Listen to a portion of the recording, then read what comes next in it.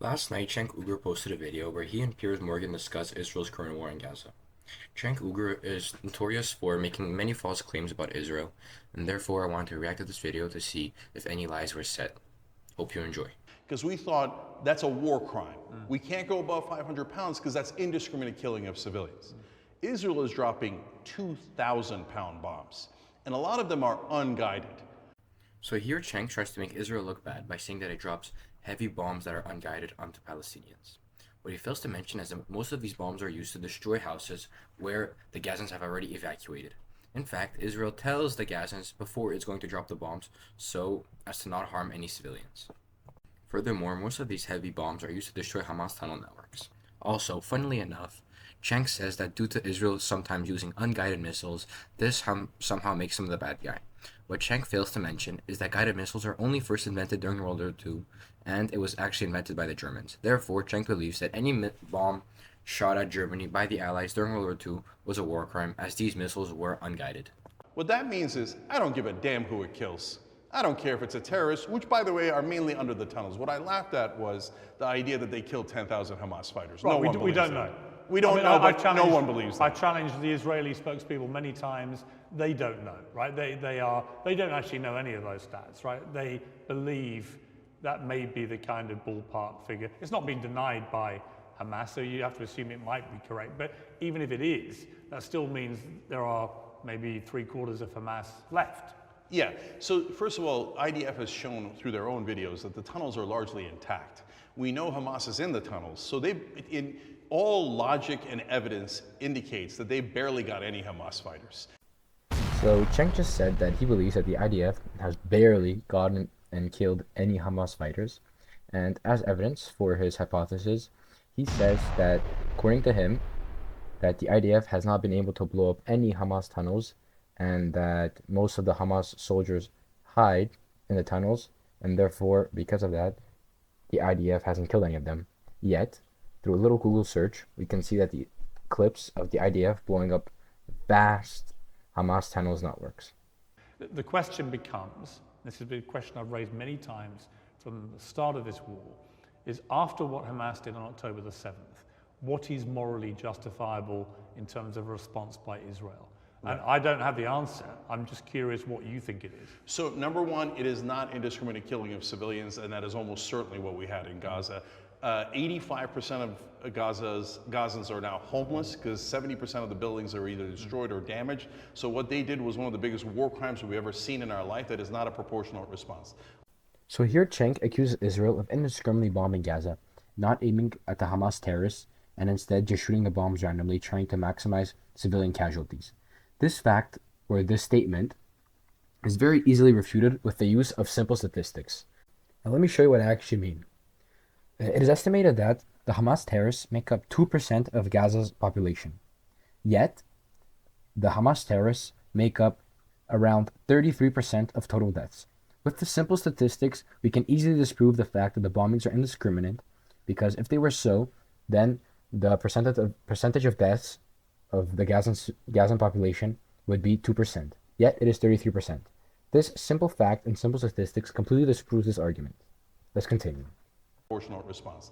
I've said on your show before, I think they should go in with special forces. You have to get the hostages, and I understand that you've got to go after the Hamas fighters, okay? And that is fair. If you attack from your territory, you should expect special forces back. Special forces work. They worked in the case of bin Laden, and oftentimes they worked in the case of ISIS. We did not do giant bombings of Iraq, Syria, etc. We had plenty of war crimes on our hands too, as America executed the wars in Iraq and Afghanistan, but nothing on the scale of what Israel has done. So here Cenk compares the Western world's war against ISIS with Israel's war against Gaza. Here's why these two wars are very different. In the case of the Western world's war against Gaza, the war was fought on the other side of the planet. This means that no American civilians were directly endangered by ISIS, and therefore the United States could act with less urgency and can be more precise in its killings, and therefore limit civilian casualties. In the case of Hamas, the Hamas terrorists still pose a very real threat to Israeli civilians. In fact, Hamas terrorists shoot rockets into Israel almost every single day, directly targeting civilians. For this reason, the IDF must eliminate the Hamas terrorists with much more urgency than the US eliminated the ISIS terrorists. This is exactly why the IDF is forced to take more risky measures which put more Palestinian lives in danger. This is the fault of no one but Hamas, and if Hamas completely stopped shooting rockets into Israel, then Israel would be able to in fact send in the special forces, how Cenk suggests. Give you a sense of it, we killed less civilians in 20 years in Afghanistan than Israel killed in 2 months in Gaza. So they dropped 29,000 bombs in a city the size of Las Vegas. The sheer terror of that is indescribable. So you send in special forces, you do something. But most importantly, this goes to your question about how is it different than ISIS and how to resolve it. ISIS doesn't represent anyone. ISIS doesn't represent an ethnic group. They claim they represent a religious group, but they're radicals and they don't represent Muslims at all in general, right? But Hamas is fighting a war because of the occupation. And the occupation of the Palestinians is untenable. So here Cenk justifies the October 7th massacre perpetrated by Hamas by saying that this massacre only happened because Israel occupies Gaza. What he fails to say is that in 2005, Israel completely removed all of its settlements from Gaza, and yet the terrorism only got worse. This completely disproves the fact that the terrorism is caused by occupation, because there's less terrorism in the West Bank where there are settlements. So every day that you have an occupation, you're going to have a resistance. And it's undeniable that there's been an occupation. Yeah. And we know that because when this latest war started, the fact that Israel was able to turn on the taps of energy and water, fuel and so on, the fact they could do that, stop the food coming in and out, that is what an occupation involves. It means you. So here Piers Morgan says that because Israel is able to cut off energy and water to Gaza, it signifies that Israel occupies Gaza. This is wrong for many reasons. First of all, Gaza has its own power plants and could, theoretically, if it wanted to, invest money in building more power plants and water desalination factories. Instead, it decides to invest all this money in its terrorism operations. This is no one else's fault but Hamas. Secondly, placing an oil embargo on countries is a common thing. In fact, during World War II, the United States placed the oil embargo on Japan, which caused Japan to lose 94% of its oil supply. Yet, nobody thinks that this is a bad thing because it's very logical. When two countries are at war, they will obviously not trade with each other and not supply the enemy with oil, which will then use to bomb its own civilians. Control somewhere, which is not legally yours to control, and you're controlling it. So I don't think you can argue, whoever side you come down on this, you can't argue against the idea that there's been occupation, nor can you argue that a lot of the more right-wing members of Netanyahu's cabinet, some of whom are extreme, far-right people, that they have no concern about what is happening and would be quite happy to see all 2 million Palestinians gone. And they would love to just take that land. Now, that's also undeniable, which is one of the reasons why Netanyahu has dug himself into a very difficult position politically, I think, for his own future, by packing this cabinet with all these hard right people purely to get himself elected prime minister again. He now finds himself under their control. Yeah, there's no question about a whole heap of talking points that we hear nonstop in America. Some people do sophistry and say, well, is it technically apartheid, technically occupation? What difference does it make? As you point out, they control those areas. Those are open air prisons. They can cut off the water, power, electricity anytime they want. The Palestinians can't control their own borders. It's obviously oppression by any name. And then they say, oh, Hamas uses human shields. Well, they live in an area that is filled with civilians that you keep in an open-air prison. So here Cenk tries to defend Hamas's use of civilians as human shields. He says that Hamas only uses human shields because Gaza is very densely populated, and that is due to Israel not allowing Gazans to leave. This fact is very easily refuted, and in fact it is a very stupid argument.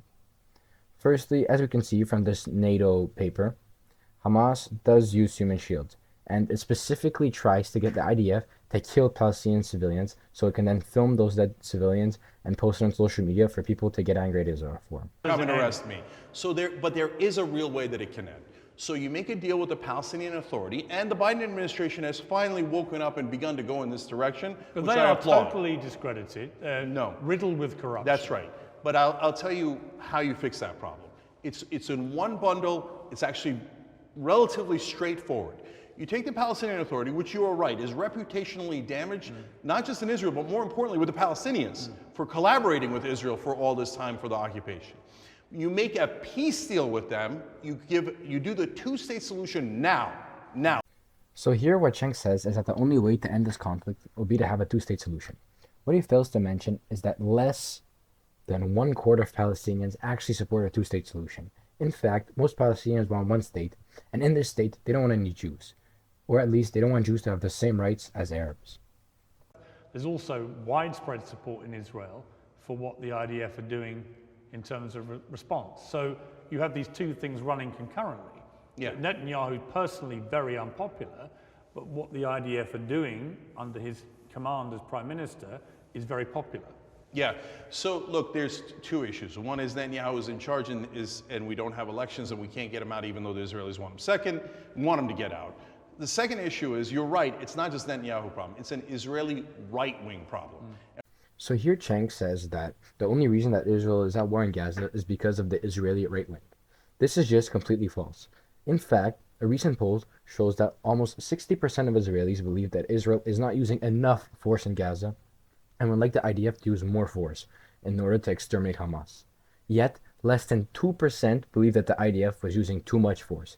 This just completely disproves whatever Cenk just said and shows the liar that he is. This wraps up today's video. If you guys enjoyed this video, make sure to hit the like button and subscribe. Have a great day.